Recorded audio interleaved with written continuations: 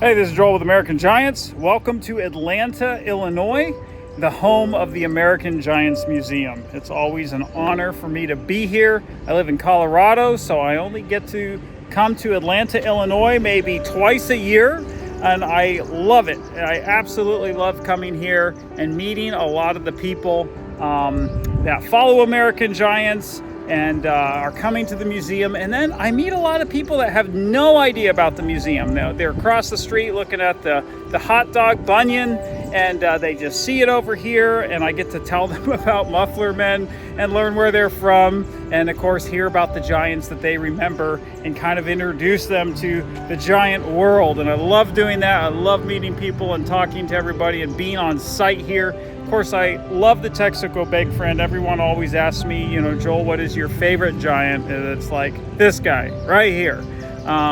He is the coolest to me just because of the backstory. And now there's two of these that are restored, fully restored now. This one here, and then my buddy Lee Woods has one in Hot Springs, Arkansas, which I recently visited, and I'm going to do an entire episode on Lee and his Giants. But this weekend has been fantastic. We're still in the middle of it. I want you to join us and come through the weekend with us and experience an American Giants weekend. We hope to do something like this every year.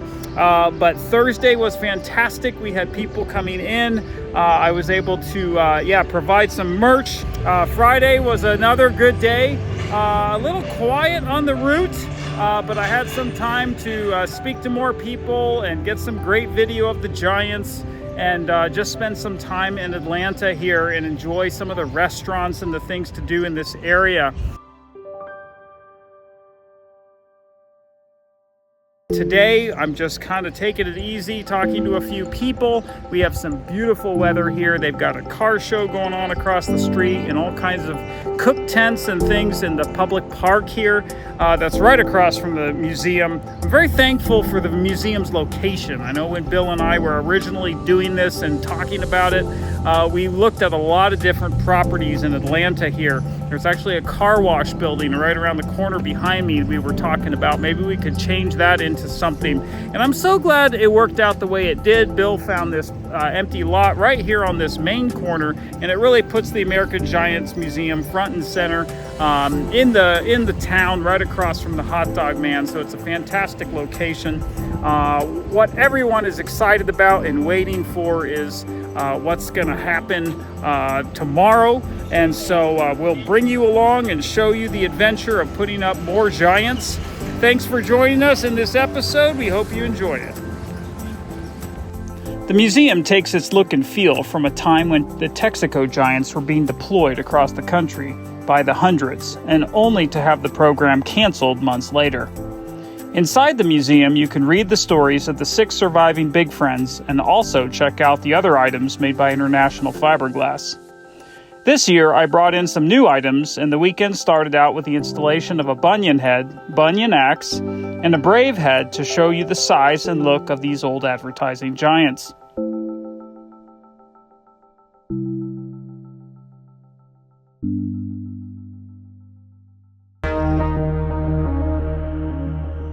Still on display is one of the rare 12-foot giants, A&W family members, and the SO Tiger. The original plan was to have 2 giants go up on Sunday, but delays with painting the Viking took that number down to 1, and all the focus switched over to the Phillips 66 Cowboy. The Cowboy was a search that began for me in 2011 when I saw a picture taken by Laura Floyd in the late 90s and was posted to Roadside America in 2001. It showed a captain-looking muffler man at a small car sales lot at a location marked as Douglas, Georgia. Visits to Douglas and endless searching resulted in nothing, but every few years I would post about it.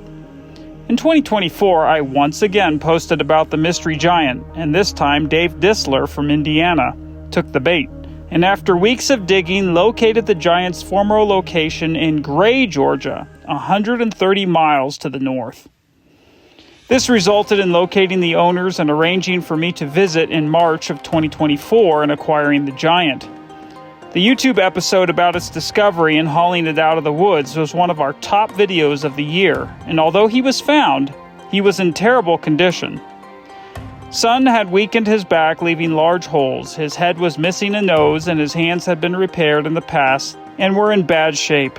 However, during the trip to Mark Klein's shop in Virginia, I found lots of evidence of his history. At Mark's shop, we gave him a good pressure washing and discovered the proof we needed to show he was indeed a Phillips 66 Cowboy. Okay, proof, 100%, here it is. It's hard to see, but right here, you can see the Phillips 66 logo. It comes down like that and swishes. Part of it came off. You see that right there? I was peeling some of these letters back, and it's right there. This is part of the Phillips 66 logo, this thing here.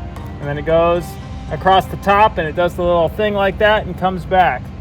So it's all here. That is the Phillips 66 logo. This is 100% a Phillips 66 Cowboy. After his stint at Wade's Phillips 66 station, which the foundation can still be visited today just off I-75 south of Macon, he was obtained by Dennis Lockerbie, aka the Captain. Dennis moved him to his car dealership and after an extensive restoration named him Mr. Finance Giant. By the late 80s, the Cowboy was moved to Gray, Georgia, in Lockerbie's sales lot called Anchor Sales, and he was transformed into the Captain. When the property was sold, the Muffler Man was moved to the family's backwoods, and over time was forgotten. Restoration at Mark's required extensive work to be done on the head, rebuilding the nose, and also an amazing amount of work to rework the back of the Giant and strengthen him.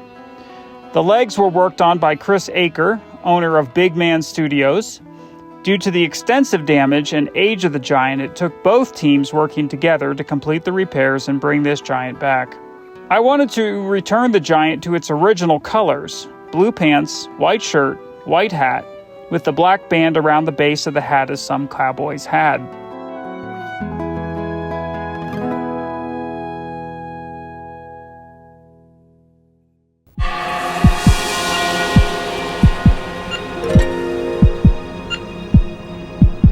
Assembly and reinforcement was done by Re-Giant, as well as the internal structure. And final assembly happened at the nearby hotel in Atlanta. Re-Giant always does a once-over once they get on site to make sure no damage was done during transport. And they always travel with fiberglass, resin, and paint in case anything needs to be fixed on site. Go this way a little bit. Can you stand down there on the bar, Zach?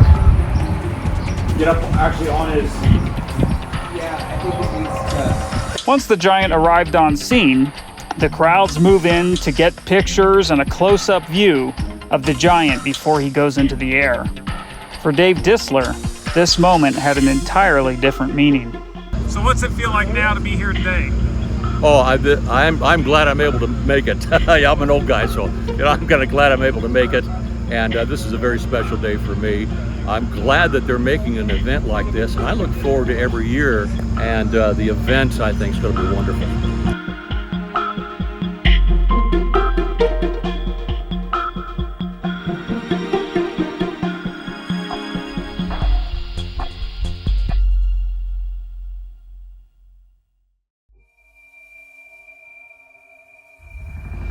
To see a Giant rotting away in the woods and watch that transformation back to original is a thrill that is contagious.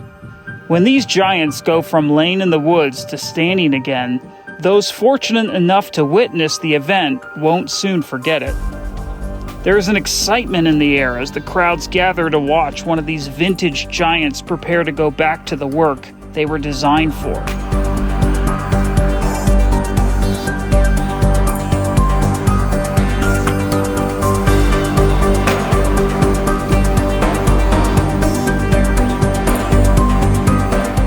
Part of the adrenaline pump in hoisting these Giants back into the air always has that thrill factor.